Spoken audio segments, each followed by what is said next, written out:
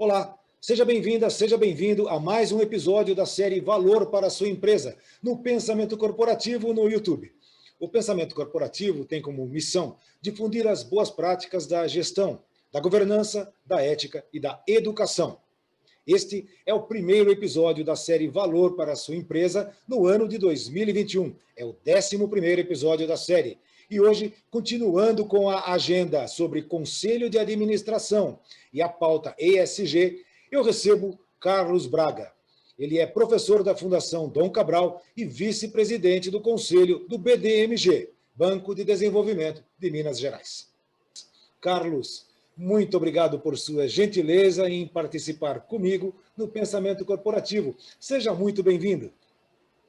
Orlando, é um grande prazer, muito honrado pelo convite, iniciando o primeiro programa do ano, começando já com uma agenda tão importante para esse ano e para essa década, né? Então, espero poder contribuir, trazer um pouco dessa experiência nesse tema que a gente tem de alguns anos e estamos aqui à sua disposição e dos seus telespectadores para poder entrar a fundo nesses assuntos que são de grande interesse.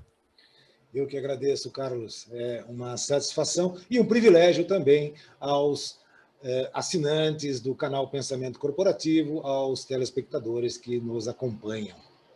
Carlos, o ESG, ou a pauta ESG, ou a agenda ESG, ela hoje é um propósito, e ela não é mais uma moda, ela não é uma moda, ela é uma realidade. O ESG, as empresas elas não têm mais a opção de ter uma agenda ou uma prática ESG, não é mais uma opção. Você é um grande expert nisso, você tem uma longa carreira na área de finanças e nessa parte de gestão dos investimentos, a gestão dos fundos de investimento, e você, eu tenho certeza que pode nos trazer o que representa o ESG, ou o que representa isso em termos de dinheiro para as empresas. A primeira pergunta que eu queria lhe fazer é como engajar a gestão nessa questão da sustentabilidade. Como é que esse tema sustentabilidade entra na pauta do Conselho de Administração? E como que você define, né, se essa pauta, né, o papel do Conselho, digamos assim, como que você define o papel do Conselho de Administração em monitorar esse engajamento da gestão, das pessoas, da corporação, nessa agenda, nas práticas do ESG? É função do Conselho de Administração monitorar o engajamento da gestão ou é função do Conselho estimular que a diretoria, que o CEO monitorem esse engajamento? Excelente pergunta, Orlando. E o convite que você me fez hoje eu achei muito interessante, porque eu sei que você já vem tratando do assunto na sua série de programas e já vi grandes depoimentos, a diretora da Cor, várias pessoas falando sobre o conceito de ESG. Acho que o meu papel aqui, Braga, você do mercado financeiro, ESG, como é que funciona isso, é investimento? Eu diria que a primeira chamada que chega nos conselhos do tema ESG, ou ASG, Ambiental, Social e Governança, é risco. É risco. É pelo risco que o Conselho começa a verificar essa agenda. Existe uma frase no mercado que pode ser que você não vire chairman ou CEO da sua empresa por ter praticado uma agenda ESG, mas você pode perder seu emprego por não monitorar os riscos envolvidos nesses 3 itens. Eu acho que todos nós brasileiros passamos por um evento recente, eu acho que o G de governança ficou muito claro, o evento da Lava Jato mostrou e criou uma cultura da necessidade do G no Brasil, de reforçar boas práticas, então acho que o G é um primeiro item que vai para as empresas abertas, empresas familiares que estão passando pela montagem de conselhos consultivos. Logo na sequência, tivemos episódios na área de mineração, acho que é público, o assunto da Vale e da Samarco, que trouxeram claramente a questão do risco ambiental, podendo impactar o dia a dia das empresas e dos conselheiros que têm lá funções estatutárias para olhar o trabalho da diretoria, supervisionar. E, finalmente, mais recentemente, a Agenda S, que estava muito ligada à diversidade, inclusão, e, logicamente, também retenção de talentos, contato com a comunidade. Mas eventos recentes na indústria de serviços também nos mostraram que essa agenda, se não for bem tratada, também pode impactar em risco, pelo menos 2 ou 3 episódios recentes ligados ao S. Então, o Conselho de Administração tem que olhar o ESG, no mínimo por uma questão de risco.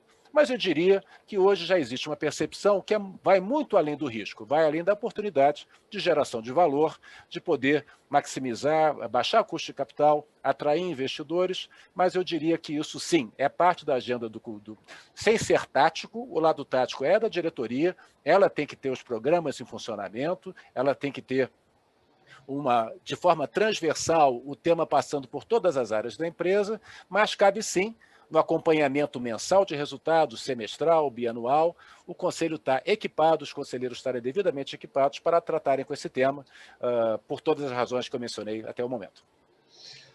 Nossa, fantástico. As empresas com a agenda ESG, eu entendo que elas tendem a ter uma melhor qualidade de gestão, porque elas são mais modernas, e, com isso, tendem também a ser mais lucrativas, né? Eu entendo que a empresa com agenda ESG, isso soa como música para os ouvidos dos investidores, né?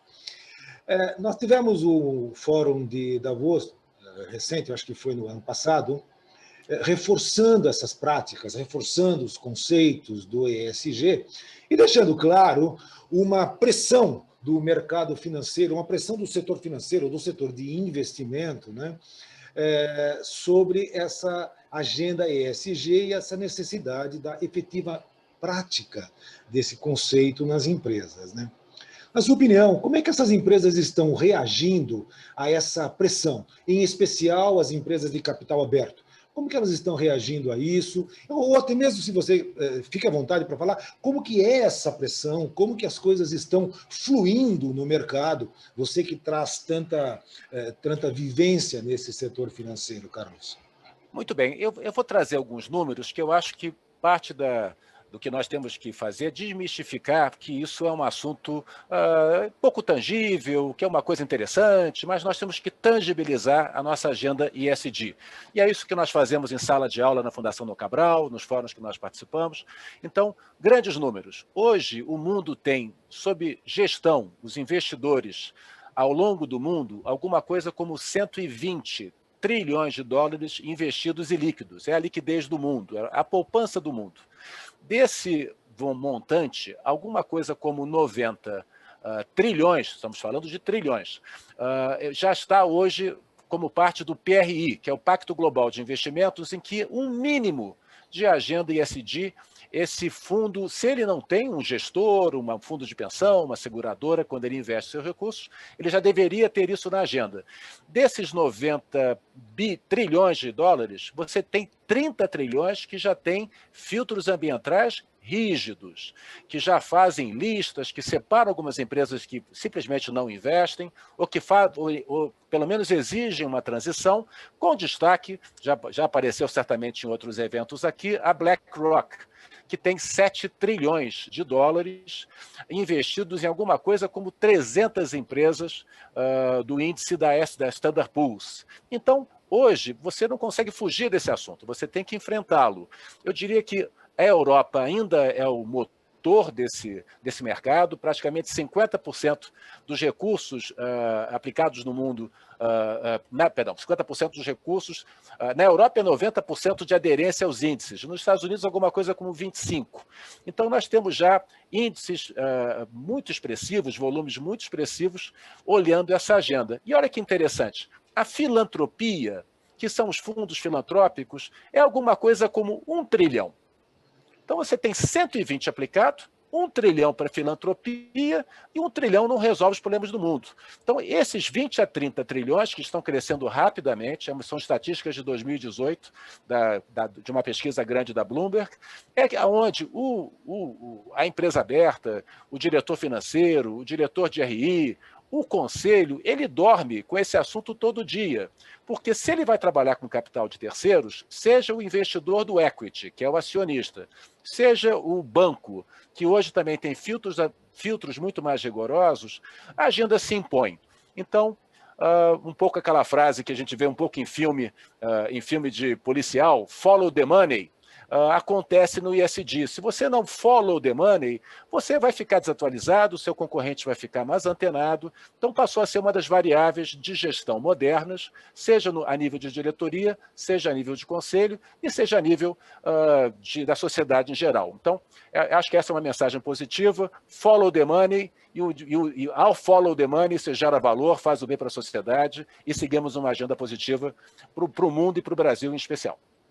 Aliás, você mencionou a BlackRock, a carta do Larry Fink, eu acho que, não sei se foi o ano passado, acredito que tenha sido, até uns 2 anos, onde ele reforçou toda essa prática, né? Eu acho que é um landmark para o setor e para toda essa cadeia financeira, produtiva, empresarial, isso é fantástico, né? Agora, eu tenho uma dúvida que eu quero falar com você, você que tem tanta experiência nesse aspecto e inclusive, as suas atividades como vice-presidente do Conselho de um banco de desenvolvimento, né?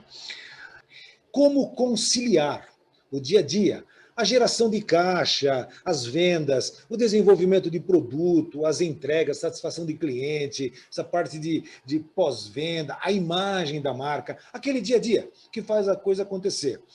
Como conciliar isso, Carlos, com uma prática, com uma agenda ESG que, a princípio, não traz resultados imediatos, mas é fundamental para trazer resultados a médio e longo prazo? Como que é esse desafio para a liderança? Como conciliar isso? Vamos lá. Sendo prático, estamos aqui num ambiente prático, você vai atrelar parte às metas. Não estão fazendo contratar um diretor, deixar uma diretoria, uma gerência, e você entender que você cumpriu a sua obrigação, tem alguém olhando para evitar que você faça alguma coisa errada, o mínimo necessário, não muda o jogo. Não muda o jogo, não é um game changer.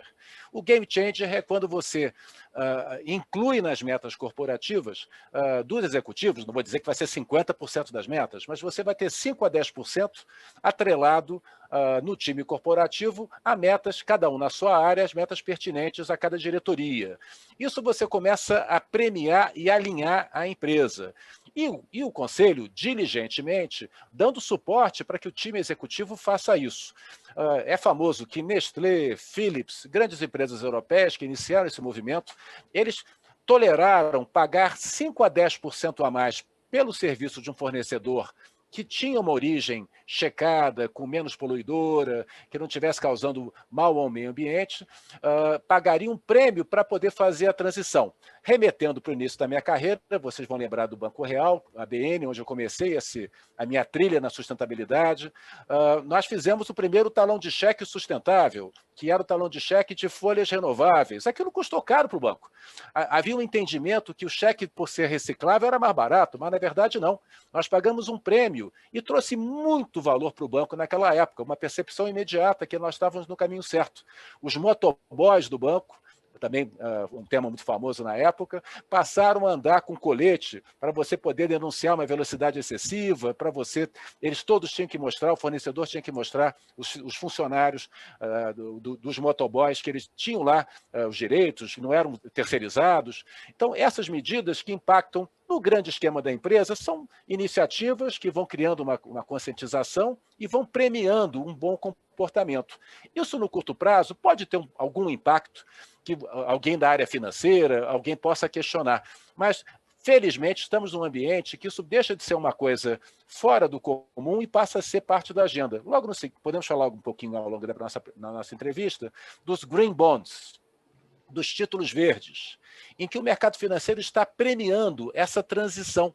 Vários papéis sendo emitidos no mercado, com reduções de taxa de juros, quando você mostra que você está tomando esse tipo de atitude em prazos longos. Então, eu diria que hoje, entre incentivos e penalizações, existe um arcabouço muito favorável a que nós enfrentemos esse eventual custo adicional, esse eventual investimento de recursos humanos numa agenda que certamente traz valor para a marca, para o negócio, para os clientes, e eu acho que é a agenda que se impõe.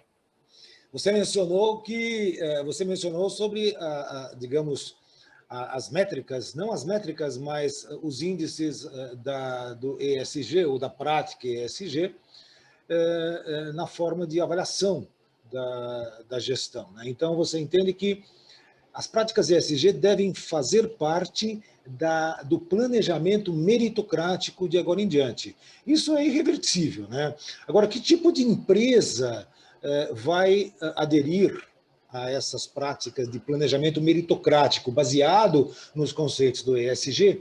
Quais as empresas que primeiro vão aderir a essa prática, na sua opinião, e quais aquelas empresas que vão precisar de um pouco mais de trabalho, de dispêndio de esforços da sociedade e dos consumidores para que elas possam se engajar efetivamente nisso?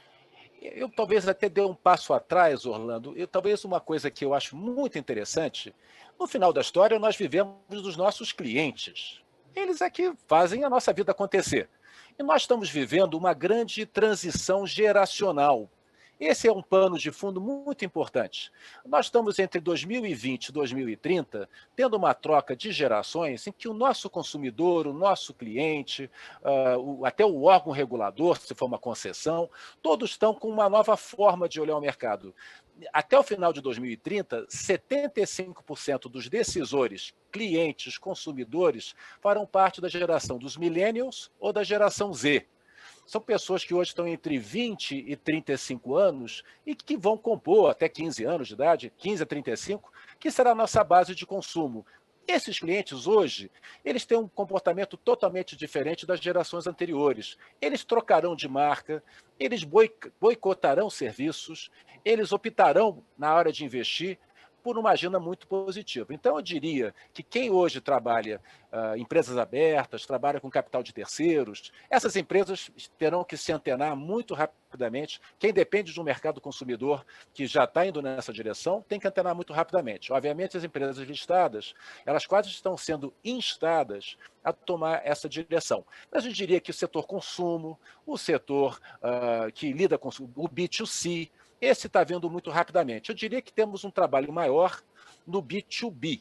Eu acho que o B2B, business to business, vai precisar um pouco mais que a empresa âncora, a montadora, a empresa de papel e celulose, a empresa que é a âncora da cadeia, ela trabalha a sua cadeia de fornecedores para ajudar nessa conscientização. A boa notícia que nós temos vários exemplos de grandes empresas brasileiras fazendo esse trabalho.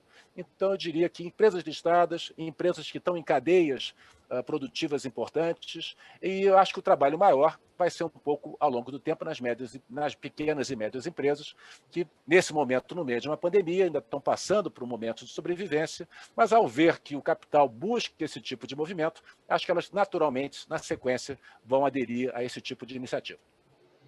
Como é que a gente consegue identificar se a empresa está fazendo o greenwashing, ou seja, se ela está fazendo marketing apenas em cima do ESG, da sustentabilidade, da responsabilidade social, de assegurar os recursos futuros para a humanidade, ou se a empresa realmente incorpora a sustentabilidade dentro da sua estratégia. Inclusive, se você quiser falar um pouco sobre os conceitos de sustentabilidade, porque tem muita gente que confunde ainda, infelizmente. Eu converso com muita gente e eles falam e ainda confundem a sustentabilidade ou o próprio ESG como abraçar árvore, como alguma coisa estritamente ligada ao meio ambiente. E não é isso. Esse conceito é muito mais amplo. Então, também junto com isso, se você quiser falar um pouco sobre isso, fica à vontade, será bastante rico. Não, muito bacana, é uma pergunta ampla. Vou começar pela primeira provocação que você fez, que eu achei interessante. Existe aquela frase famosa que para cada problema complexo, com muitos ângulos e com muitos interesses envolvidos, existe sempre uma resposta simples, objetiva e quase sempre errada. Porque problemas complexos, você não tem respostas simples e objetivas, você tem que olhar de acordo com a complexidade. O ISD, o Ambiental, Social e Governança, eu até já vi que em outros eventos aqui do Pensamento Corporativo vocês trataram, então Ambiental, Social e Governança. Eu vou tentar me manter aqui na tangibilização dessa agenda, né? Então vamos lá um pouco com o meu chapéu menos de professor, mais de banco, DDMG, minha experiência em outros bancos no passado, hoje os formulários, as perguntas que nós fazemos para os clientes nos bancos são muito mais amplas do que eram até anos atrás. As perguntas até anos atrás era se você tinha as licenças para operar, se estava trabalhando de forma legal, se você tinha licença para fazer uma extração de um recurso natural, para poder vender um produto, se você estava construindo uma obra, se você tinha um habite, se você tinha lá uma série de licenças, olhava um time de gestão experiente, olhava que era um mercado bom, vamos emprestar dinheiro. Era mais ou menos isso. Isso está ficando muito mais complexo, as perguntas são mais incisivas. Espera aí, como é que é a mão de obra dele? Como é que é a cadeia de fornecedores? Será que nós temos alguns riscos aqui que vão além de ter as licenças para operar? Então você começa a trabalhar com as chamadas externalidades. Será que a matéria-prima que ele está trabalhando é inesgotável? Será que essa fumaça preta que sai dessa chaminé não está um pouco escura demais? Será que isso aqui tem uma licença? Mas isso aqui não chama atenção? Você tem hoje um rol de perguntas do dia a dia dos bancos, não estou nem falando do Larry Fink, estou falando do dia a dia, que são bem mais amplas, o que não quer dizer que você coloque numa lista negra esse cliente que está passando por uma transição. Mas é um papel de um bom cidadão corporativo, é apoiar, indicar que aquilo possa ser perigoso e fazer um processo de transição, em que você mostre que se o cliente tiver, ou a empresa, você como investidor, estiver tomando as atitudes nessa direção, todo mundo é um ganha-ganha. É uma das poucas situações que você tem pouco ganha-perde. É um ganha-ganha. Existe um capital paciente, disposto a investir nesses projetos, até premiar. Os bancos têm hoje uma agenda pró esse tipo de iniciativa, os clientes consumidores têm interesse nisso, e a direção, estando atenta, ela vai estar... Mas talvez o nosso grande assunto, Orlando, vou deixar aqui um pensamento para reflexão, é uma negociação entre essa nova geração chegando nas empresas, gerentes de 30, 40, 50 anos, antenados nessa agenda, e às vezes um conselho, uma diretoria, que foi criada no modelo anterior, e que, de repente, está sendo aí chamada a tomar decisões novas. E é importante fazer essa negociação para que você não renegue para uma pessoa que fez uma carreira de 20, 30 anos que ela fez errado. Não necessariamente ela fez errado, ela tomou decisões pertinentes naquele momento. Então, existe todo um momento aqui, acho que o pensamento corporativo tem muito esse espírito de a gente poder levar esses pontos a debate. Como é que não apenas você implementa uma agenda, você traz um senso de urgência, mas você negocia essa transição, onde você prepara o conselho de administração, trazendo essa agenda de uma forma interessante, estruturada, quase que acadêmica, para permitir que você mostre os benefícios, seja porque diminui os riscos, falamos disso no início, ou seja porque você vai atrair mais clientes, mais consumidores, mais investidores. O desafio é grande, mas as oportunidades são imensas. Acho que vamos avançar nessa agenda ESG e todos nós, como sociedade e mundo corporativo, seremos beneficiados por ela.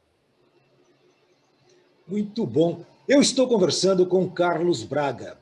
Ele é um grande especialista no mercado financeiro, ele tem uma larga carreira no setor financeiro, no setor de investimentos, é professor da Fundação Dom Cabral e ele é vice-presidente do conselho do BDMG, Banco de Desenvolvimento de Minas Gerais. Carlos, já que falamos da sua posição no conselho, eu queria explorar um pouquinho mais o papel do conselho. Você mesmo acabou de falar que o conselho é composto ainda por algumas pessoas com uma visão um pouco anterior.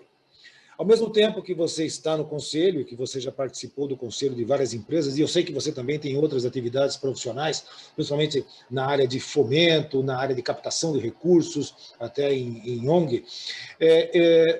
Qual que é o papel? Como é que você junta a academia, ou digamos, a universidade, ou o mundo acadêmico, qual o papel desse setor com o conselho e fazer com que o conselho entenda isso, como que o ESG ele passa a ser uma pauta concreta dentro do conselho. E mais uma pergunta já engatando. Você entende que é preciso, nos conselhos de administração, a presença de alguém especializado no ESG ou apenas a pauta ESG supriria essa necessidade? Não, bons temas e, bom, primeiro, já que mencionamos o BDMG, eu diria que é um caso até fora da curva. Temos um conselho muito antenado, muito ligado, obviamente, na economia de Minas Gerais, porque o Banco é Desenvolvimento de Minas Gerais, mas de um crescimento sustentável. Então, talvez o grande ponto que até muito normal nesse mercado de bancos de desenvolvimento, o importante era gerar empregos. Vamos fazer movimentos para gerar empregos. Hoje em dia, vai além disso. Gerar empregos, mas gerar sustentabilidade para o crescimento do Estado, mudar a matriz energética, fomentar o empreendedorismo feminino. Então, eu sou um pouco beneficiado por ter, no nosso conselho do BNMG, pessoas de cabeça muito aberta, longa experiência, e um presidente e sua diretoria de primeiríssima linha, eu acho, e fomos premiados por isso, fomos premiados o melhor banco socioambiental da América Latina pela revista IFI, um trabalho de 2 anos, a partir do início da gestão do governador Zema. Então, feito esse comentário do banco, vamos lá na sua pergunta. O conselho, eu diria que, vamos lá, o que é ser um conselheiro? Vamos lá no 3 passos atrás. O conselheiro, eu fiz uma carreira em marketing, eu fiz uma carreira em finanças, eu fui diretor dessa empresa, deixa eu sentar nesse conselho. Olha, tenho novas para você. Não é mais isso, não. Quando você senta no conselho, o primeiro desafio é uma ampliação de repertório. Você tem que ampliar o seu repertório, você tem que estar aberto a lidar com novas... Você, em vez de ser... O seu papel deixa de ser uma pessoa que responde para uma pessoa que pergunta. Você tem que melhorar a qualidade das suas perguntas, você não precisa ter as respostas. Então, uma das coisas que mais me atraiu para o mundo acadêmico e o mundo dos conselhos foi essa constante necessidade de você estar estudando, renovando, aprendendo novos setores. Eu diria que você não necessariamente precisa ter um conselheiro que é o cara da sustentabilidade. O ideal é que sejamos todos ligados nessa agenda, que todos saibamos fazer perguntas adequadas. Talvez um dos conselheiros tenha um pouco mais de proximidade, mas existe um risco hoje que a gente está chamando de tokenização no mercado. No meu conselho eu vou ter uma mulher e vou ter uma pessoa de sustentabilidade. Com isso, para efeitos externos, eu estou muito bem. Olha, você deve ter várias mulheres, você deve ter várias pessoas... Você tem que ter um mix nesse conselho que represente uma diversidade de visões, mas não porque você está cumprindo tabela, criando cotas. Isso vai ser algo natural. Você deve, sim, fomentar em todo nível das empresas diversidade e inclusão, mas a nível de conselho, ampliação de repertório, você tem que estar preparado a aprender, ter curiosidade, perguntar, mas para suporte a ter boas respostas e boas investigações, em algum lugar da empresa, pode ser na diretoria, pode ser um comitê de sustentabilidade, se você tiver uma empresa de maior porte, você aí sim ter profissionais dedicados, dependendo da complexidade do negócio, do setor, mas eu diria que sim, a resposta é todas as respostas acima. Um pouco de repertório, um pouco de especialização, mas principalmente missão e propósito. Se tudo isso não tiver imbuído de uma visão que é isso para onde o conselho quer ir, para onde a empresa, a diretoria quer ir, nós vamos correr o risco de apenas estar cumprindo tabela para poder mostrar para o mercado que fizemos alguma coisa. Isso seria a antítese. Estamos chegando no greenwashing que você me perguntou. Vou até te fazer uma confidência aqui entre nós e os telespectadores. Nós de banco, quando recebemos relatórios de sustentabilidade com muitas fotos e mais fotos, honestamente, já nos levanta um pouco de cautela. Poxa, para que tanta foto nesse relatório? Cadê o conteúdo? O que é que está realmente sendo feito? As tabelas, qual é o assunto? Como é que vai ser feito? Quando e como? Quem está dedicado? Que diretorias? Quem são as pessoas? Preferimos 4 páginas com uma bela foto no início e bastante conteúdo do que 30 páginas de fotos, porque isso nos chama atenção. Então, eu diria, vamos focar no conteúdo, que seja aprendizado e capacitação, para que, sim, a gente possa, de forma crível, externamente e internamente, podemos mostrar para o mercado e para todos os stakeholders que é uma agenda verdadeira, independente da qualidade, da beleza do relatório.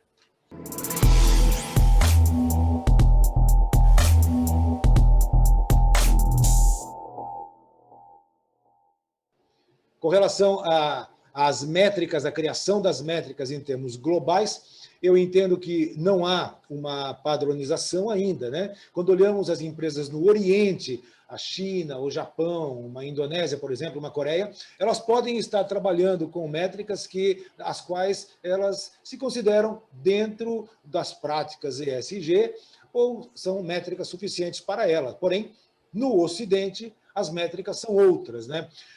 Quando é que nós vamos ter uma padronização global disso, Carlos? Quem está efetivamente trabalhando nessa padronização global para que não tenha questionamento, né? Uma empresa de lá faz de um jeito, uma empresa daqui faz de outro, né? Tá certo essa visão minha? Existe ainda essa... Ótimo ponto, Orlando, você tem um ótimo ponto. Nós somos executivos, somos conselheiros, queremos coisas tangíveis e práticas, né? Muitas vezes, quando eu estou em sala de aula, conversando com meus alunos, todos executivos, todos experientes, mas Braga, não quero fazer propaganda de ninguém, mas cadê a ISO? Cadê a ISO 9000? Cadê a ISO 14000? Me dá uma ISO, que eu sei que eu vou fazer um processo e eu vou ter uma certificação, e aí o mercado vai me reconhecer como qualidade, como eficiência. Então, o mercado clama por algum tipo de métrica que seja uma métrica global, nem sei se necessariamente a que eu citei é reconhecida em todos os mercados. Existem iniciativas, a Ambima tem feito um trabalho bacana com a B3 para a criação de índices que possam conversar com o mercado brasileiro. Existem iniciativas no mundo dos títulos verdes, que é a Climate Bond Index, que é uma reguladora que certifica esses títulos que nós estamos falando, de sustentabilidade. Klabin, Suzano, BNDES, todos lançaram títulos que exigem uma certificação para que você possa ter algum tipo de eficiência e economia se você entregar essas metas. Existem algumas padronizações contábeis que os relatórios socioambientais de empresas listadas, eles têm que seguir um critério mínimo que é coordenado pela IOSCO, que é uma International Standard de contabilidade. Existem algumas grandes empresas privadas que também fazem certificação no Brasil e no exterior, mas você tem razão, ainda não temos 2 ou 3 índices que sejam consensuais no mercado. Existe uma família de índices, é uma preocupação. Quase todos conversam com aquelas 17 metas do milênio, os chamados ODS. Quase todos remetem para benefício do nosso público. São 17 metas que foram pactuadas pela ONU, que nós precisamos cumprir para poder manter a nossa temperatura naquele 1,5 em 2050, abaixo de 1,5, e também para poder melhorar a desigualdade, para poder melhorar o tratamento da água. São 17 metas. Quase todas essas certificadoras conversam com as 17 metas da ONU, que talvez seja ainda o guarda-chuva que cobre a maioria dessas iniciativas, mas você tem razão, esse é um ponto que pode ser melhorado. Eu parabenizo a iniciativa do ISE, que eu acho muito bacana, o ICO2, que é um outro índice que toma conta de carbono, de emissões de carbono, a CBIO, que são a iniciativa muito no setor do agronegócio, de certificação de CO2, quando você tem captura de CO2, você tem premiação por isso, você pode vender esse tipo de certificado. Então, mas sim, é um campo a melhorar, temos que facilitar a compreensão, até porque as grandes empresas conseguem ter departamentos que lidam com isso e ter recursos humanos que conseguem lidar com essas várias certificações. O famoso sistema B, muito em voga recentemente, que é uma certificação muito forte. A Natura é uma das líderes nesse sistema no Brasil, também com boas práticas de gestão. Mas, sim, temos que criar uma forma mais fácil de criar certificações mais óbvias, de fácil entendimento, de baixo custo, até para incentivar que empresas médias comecem a seguir essa trilha. Já acontece um pouco nas empresas B, temos alguns bons exemplos, mas eu acho que esse é um campo ainda a melhorar, e nós na academia, nos bancos e no mundo dos investimentos devemos aí estar sendo líderes nessa bandeira de clamar por uma certificação maior, mais clara e mais barata para facilitar o entendimento dos investidores e a devida qualificação das empresas.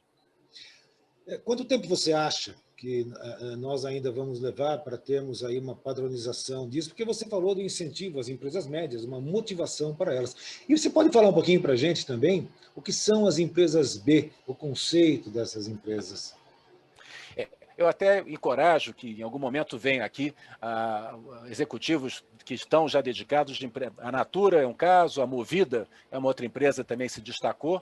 Basicamente, você entra numa agenda com ênfase na governança, obviamente, que nós já falamos, talvez seja dos 3 itens o mais sólido no Brasil. Eu acho que nós já podemos dizer no Brasil que o centro de urgência na governança já existe. O ambiental depende um pouco da exposição da empresa. Eu diria que a empresa B está dando um especial ênfase no S.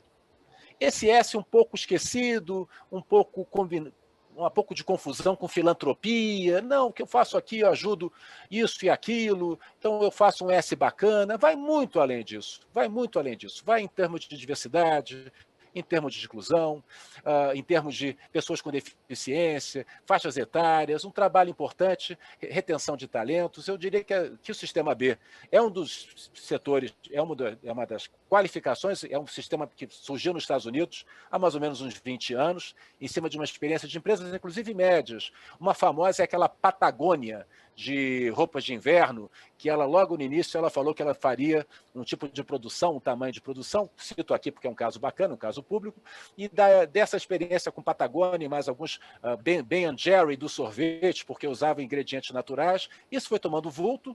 A Natura, no Brasil, que é sempre uma referência do setor, abraçou a causa da empresa B e passou a ser a maior empresa listada do mundo com o stamp lá, com o carimbo da empresa B, e eu diria que tudo meritório, governança e ambiental, resíduos, origem das matérias-primas, mas uma especial ênfase talvez seja das classificações aquela que trabalha melhor do S, que é um grande desafio, especialmente no mercado brasileiro, onde a desigualdade existe. Nós sabemos que ainda temos muitos desafios e que isso já começa de forma séria a impactar o valor dos negócios.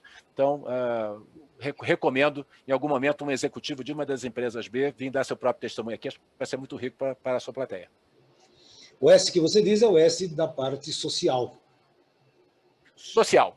O social, então, alongando um pouquinho no S, o social, é a preocupação de dar acesso, é a preocupação da diversidade, da inclusão.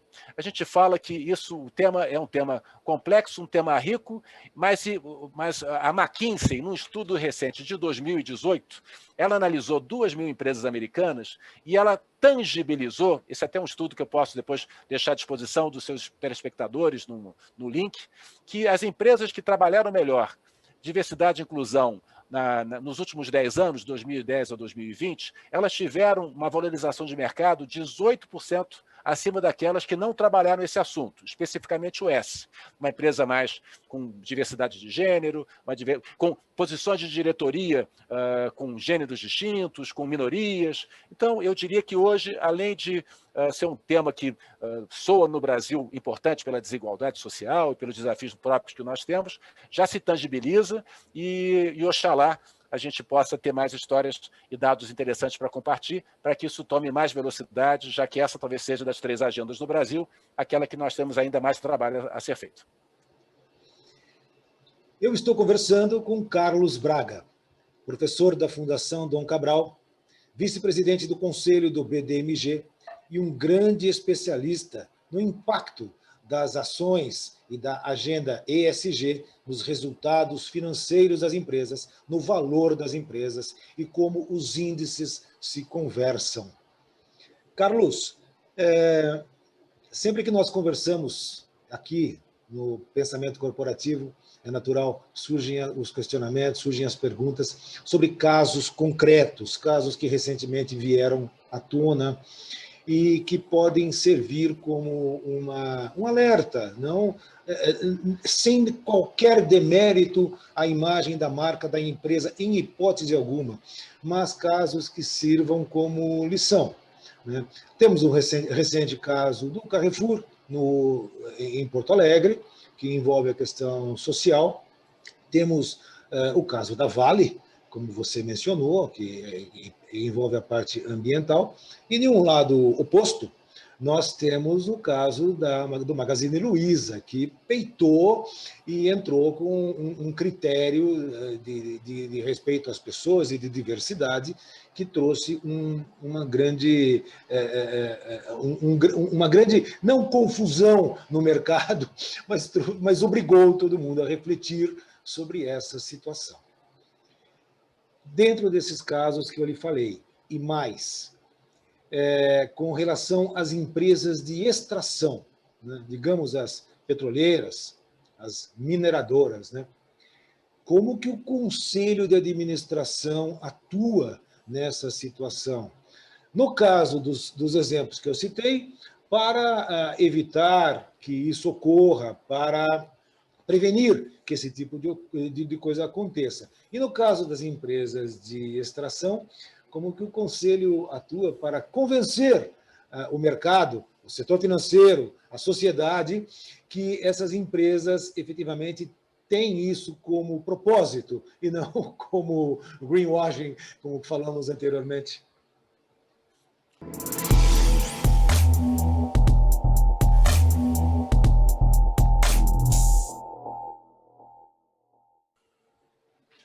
Bom, eu acho que eu vou até fazer uma fala, lembrando a fala original, né? Que eu falei que um dos grandes assuntos para que o ISD passa a ser parte do dia das empresas é a questão do risco, né? Então, algum dos casos que nós mencionamos, e você citou agora, envolveu cadeia de fornecedores, envolveu terceiros, envolveu algum tipo de fragilidade que muitas vezes acabou sendo uma surpresa. Poxa, eu não sabia de onde é que veio esse problema, eu não esperava esse problema, fui pego de surpresa, o conselho não sabia, não estávamos acompanhando, estava fora do nosso mapa de risco, da nossa matriz de risco. Então, o primeiro ponto, nós temos que revisar nossa matriz de risco, incluir novos riscos. É muito interessante, se você for para Davos, que nós mesmos mencionamos na reunião de 2020, em janeiro, tinha uma matriz de risco lá que foi mostrada para os grandes empresários do mundo. E lá eram os mais prováveis e os de maior impacto. Tinha cybersecurity, tinha eventos climáticos, tinha possibilidades de guerras, conflitos, e tinha um itemzinho, que era o último da lista de 20 itens, que era uma pandemia. Janeiro de 2020, era o item 19, que podia ter uma pandemia. E 2 semanas depois, passou a ser o topo da lista. Então, nós temos que revisitar nossa matriz de risco. Se eu estou no setor de meio ambiente, no setor extrativo, temos um desafio. Qual é o nome que nós damos para quem lida com a questão do setor do extrativista? É a transição. Nós temos que mostrar uma transição. O que é que vai ser feito nos próximos anos para que os meus acionistas vejam que numa economia de baixo carbono, numa economia de energias renováveis, o meu negócio que é de fóssil, o meu negócio que hoje tem uma característica que o mundo necessita, o mundo ainda precisa, 90% da sua matriz ainda é ligada a carbono, como é que eu faço a transição e como é que eu mostro de forma prática quais serão os passos? Então, esse é um tipo de agenda. Se eu estou num ambiente com muitos funcionários, que existem muitos fornecedores, como é que está a minha agenda de treinamento, a minha agenda de verificar essa longa cadeia, se todos os elos estão devidamente cobertos, não apenas o que está para dentro da parede da empresa. Então, eu diria que a melhor forma de lidarmos é você primeiro fazer seu dever de casa, reforçar e revisar a sua matriz de risco, incorporar as chamadas externalidades, o que é que pode acontecer fora do muro da empresa que pode impactar, e a partir daí você comunica com o mercado que medidas são as mais adequadas. Então, eu diria que isso são desafios, não são coisas fáceis, muitas coisas são territórios mares não antes navegados, mas aqui o brasileiro tem fama de ser bom piloto, bom em transição de crises, e saberemos vencê-los, e eu tenho esperança, expectativa de nós passaremos a ser protagonistas nessas agendas. E temos já alguns casos interessantes, já que falamos de alguns casos que foram para a mídia com um toque negativo, vamos falar dos casos positivos. Você falou da Magalu, vamos falar aqui, por exemplo, da Klabin, que acabou de fazer uma grande emissão de um grande papel com 3 grandes metas. Ele vai regenerar as terras que ele explora, ele vai preservar nas florestas que eles usam para fazer papel, vai reintroduzir espécies nativas que não estavam lá mais naquele seu habitat natural, ainda vai fazer um trabalho de resíduos interessante. E o mercado está pagando alguma coisa, quase 0,5% ao ano de desconto na taxa, se ela entregar essas metas no final de 10 anos. Então, você tem agendas tangíveis, positivas, e alguns casos que, infelizmente, foram casos negativos, mas que são boas lições, que em sala de aula ou em fóruns como aqui no Pensamento Corporativo, a gente aprende as lições para poder levar para o nosso dia a dia e, dentro da nossa possibilidade nas nossas empresas, implementá-los. Carlos, você é professor, um dos mais atuantes nessa área de práticas de ESG e sustentabilidade. E também traz para a academia, para a universidade, todo esse seu conhecimento, toda a sua experiência do mundo corporativo, do mundo financeiro, também como vice-presidente do Conselho do BDMG. Educação para a sustentabilidade, ESG. Onde é que se aprende isso? É na escola, nas empresas ou na sociedade? E qual o papel dos bancos e dos bancos de fomento nessa conscientização para empresas pequenas, médias, grandes e para a própria sociedade? Então, vamos lá, você acabou me provocando aqui. Primeiro, né, antes de mais nada, acho que a academia brasileira está muito dedicada, não falando em causa própria, mas a Fundação Dom Cabral tem um trabalho muito interessante há muitos anos, um núcleo de sustentabilidade de mais de 20 anos, o professor Heiko Spitzek lidera esse núcleo, temos um núcleo de finanças sustentáveis com o professor Olivério Roge, eu atuo no programa de desenvolvimento dos conselheiros e no programa do MBA, treinando novas gerações de executivos e preparando os conselheiros. Então, mas temos várias iniciativas, o IBGC faz um trabalho belíssimo, Getúlio Vargas, várias outras escolas também estão dedicando um trabalho forte a isso, com núcleos e iniciativas. Então, eu diria que a academia brasileira está bem equipada. Você também acompanha um trabalho importante de Amazônia, que é feito na academia brasileira. Temos aqui um tesouro, que é a nossa Amazônia, com muita gente trabalhando duro, inclusive os bancos trabalhando com grandes movimentos para fomentar negócios sustentáveis na Amazônia. Então, eu diria que no lado da academia existe, sim, um ambiente. Mas eu diria que vai além disso. A gente tem... nada substitui o autointeresse. Então, eu sempre, quando eu estou em sala de aula com conselheiros conclamando ampliar o repertório, ou com executivos do mestrado se formando para posições mais altas, eu provoco que o mundo da especialização, eu sou muito bom nisso, eu conheço isso, e não conversa mais. Hoje eu vejo executivos de finanças fazendo cursos de filosofia, eu enveredei por essa agenda ESG, fui buscar repertório para isso. Então eu diria, vamos olhar fora da nossa caixinha, vamos nos preparar, porque hoje as carreiras são mais longas, as pessoas não terminam o seu ciclo de vida profissional aos 50, 60 anos, muito antes, pelo contrário. Você tem muitos fóruns para compartilhar experiência com jovens, fintechs, startups, conselhos. Então, eu diria que sim, a Academia Brasileira está pronta, existem ótimas consultorias fazendo ótimos trabalhos, mas nada substitui o interesse, a busca de conhecimento e todos lembrarmos que nós temos uma vida diferente dos nossos pais, com ciclos mais longos e com muita possibilidade de compartilhar conhecimentos, desde que a gente tenha a cabeça aberta para isso. Acho que essa seria a minha mensagem. Fantástico. Carlos, estamos chegando ao final do nosso episódio. O tempo voa, né? Mas eu sempre encerro provocando o convidado a trazer o que eu chamo de um passo para o futuro, né? Então, qual que é a sua mensagem para os jovens líderes, os jovens talentos, as lideranças, os gestores, os conselhos, as diretorias? Qual a sua mensagem final para eles em relação ao conceito ESG e às práticas de ESG, a agenda ESG? E mais, você é otimista ou pessimista em relação do atingimento desses objetivos e dessas metas de ESG no Brasil e no mundo? Olha, então, bom, grande ponto para comentários finais. Eu participo de vários fóruns e uma vez ou outra eu vejo, poxa, Braga, isso é tudo marketing, tem muito marketing, nós estamos poluindo a conversa com iniciativas de marketing.